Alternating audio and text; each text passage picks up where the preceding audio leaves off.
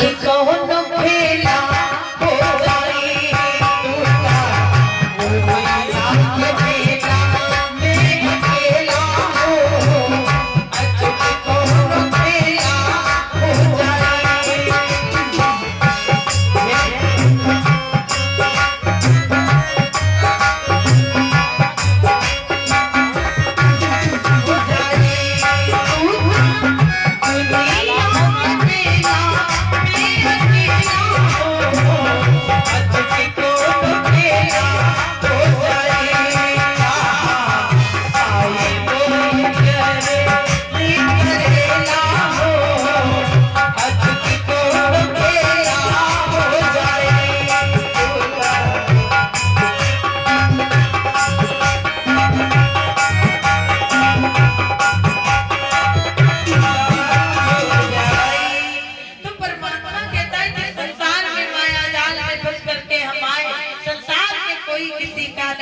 कि हम यहाँ किसी के नहीं आपके नहीं लोग कहते हैं हम दे रहे हैं लेकिन संसार में कौन खुशका है जो मुसीबत में काम आ जाए।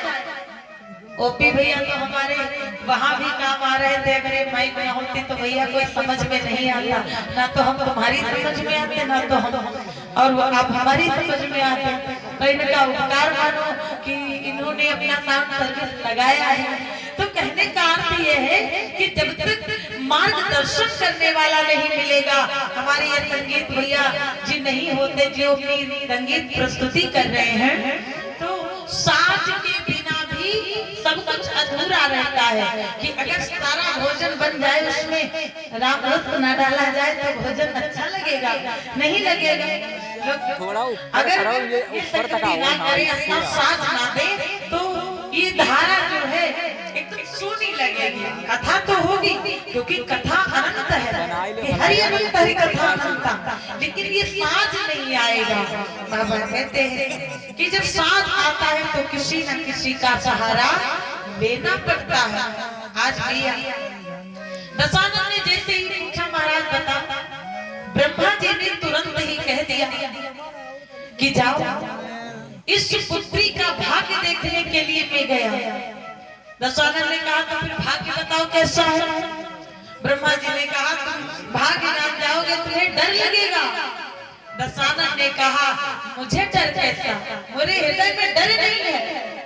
ब्रह्मा जी ने कहा तो सुनो इस पुत्री का विवाह यानी कौशल्या का विवाह अयोध्या के राजा दशरथ के साथ में होगा। दशानन ने कहा सुन लिया आगे बताओ। ब्रह्मा जी ने कहा अब आगे की बात सुनो कौशल्या के पुत्र के द्वारा तुम्हारी मृत्यु निश्चित है। जैसे ही दशानन ने सुना दशानन ने किया महाराज इतनी समय अभी अभी तो जन्म हुआ नामकरण हुआ है मृत्यु कैसे हो सकती है। अभी मृत्यु नहीं हो पाएगी मृत्यु नहीं हो सकती। विचार करते रह गए। ब्रह्मा जी को प्रणाम किया ब्रह्मा जी तो चले गए। दशानन लंगड़ा हो गया लेकिन भैया दशानन को चिंता होने लगी कि हो सकता है इनके द्वारा मृत्यु हो जाए इनके पुत्र के द्वारा। ब्रह्मा जी ने कहा है तुरंत ही मन में विचार किया कि चिंता में हृदय रख करके और रावण ने हृदय विचार किया और मन की भावना है उछल पड़ी मन का मन ही संचार किया।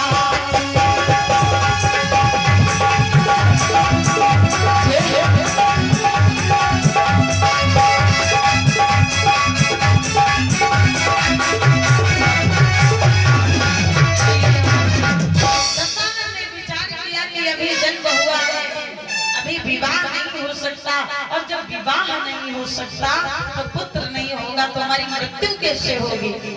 समय छोड़ दिया। महाराज दशरथ धीरे धीरे बड़े होने लगे।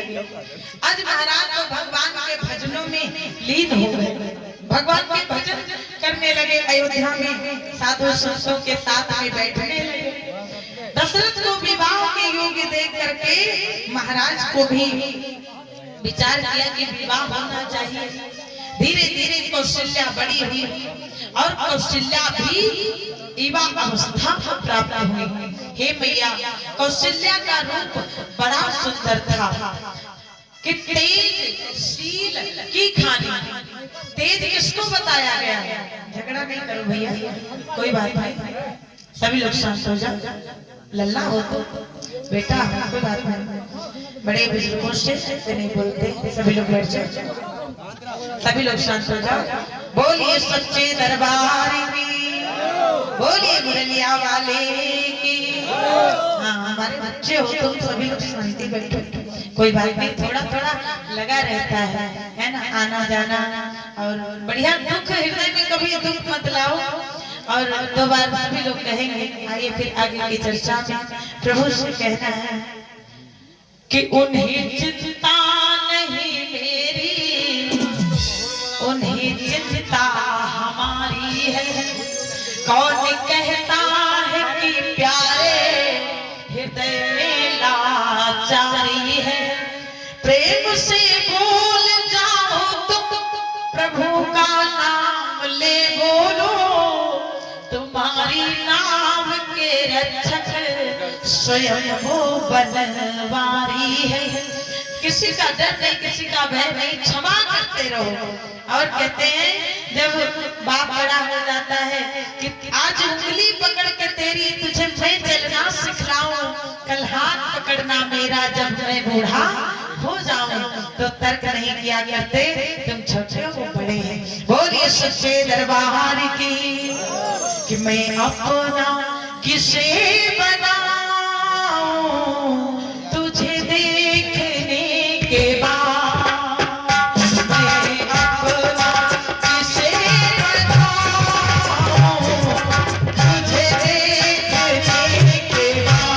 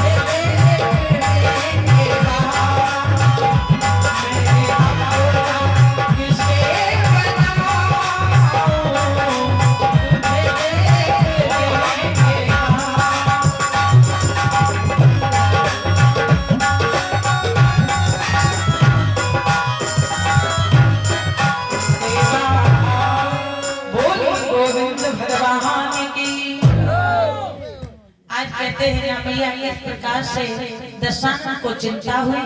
और ध्यान देना, दशानन को बहुत चिंता हुई। दशानन ने विचार किया कि हो सकता है ब्रह्मा जी ने कहा है, ब्रह्मा जी का वचन मिथ्या नहीं जाता, सत्य हो जाए। दशानन ने तुरंत ही देवर्षि नारद जी ने अपनी वीणा को बजाया और देवर्षि नारद जी वीणा बजाते हुए किसके पास में प्रस्थान करते हैं? लंका के राजा दशानन के पास में आए। तो सभी लोग एक बार प्रेम से कहें कि श्रीमन नारायण नारायण हरि हरि।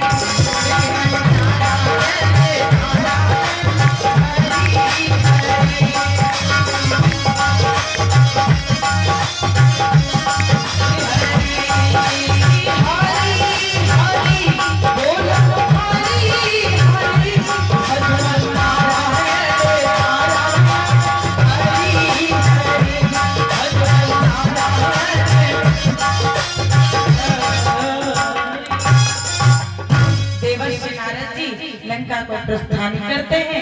समय